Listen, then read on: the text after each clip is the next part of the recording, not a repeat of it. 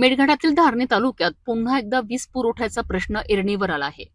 सतत खंडित होणाऱ्या वीज पुरवठ्यामुळे नागरिकांसह शेतकरी संतप्त झाले आहेत. कोट्यवधी रुपयांच्या योजनांनंतरही परिस्थितीत सुधारणा होत नसल्याचा आरोप होत आहे. धारणी, डाबका, कढाव, बैरागड आणि बिजूधावडी परिसरात सुरू असलेल्या विद्युत कामांमध्ये निकृष्ट दर्जाचे साहित्य वापरल्याची चर्चा रंगू लागली आहे. आता या कामांची चौकशी होणार का? जनतेचा संताप नेमका कशामुळे वाढला आहे?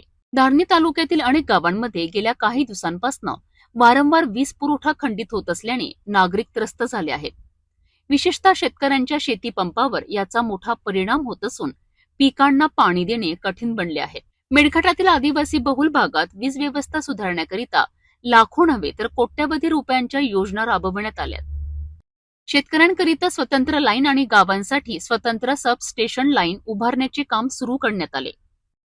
धारणी, डाबका, कढाव, बैरागड आणि बिजूधावडी परिसरात बाहेरील जिल्ह्यातील ठेकेदारांकडून हे काम करण्यात येत असल्याची माहिती समोर आली आहे.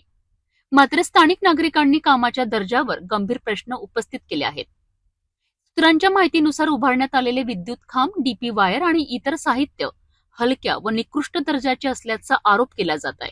त्यामुळे काही ठिकाणी वारंवार तांत्रिक बिघाड होत असल्याचेही नागरिकांचे म्हणणे आहे. वीज पुरवठा सतत खंडित होत असल्याने विद्यार्थ्यांचे शिक्षण, नागरिकांचे दैनंदिन जीवन आणि शेतकऱ्यांचे शेतीचे नियोजन विस्कळीत झाले आहे. अनेक गावांमध्ये रात्रीच्या अंधारामुळे नागरिकांमध्ये भीतीचे वातावरण निर्माण होत आहे.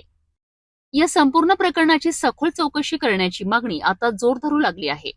आमदार आणि खासदार या कामांची पाहणी करून दोषींवर कारवाई करणार का, असा सवाल आता नागरिक उपस्थित करीत आहे.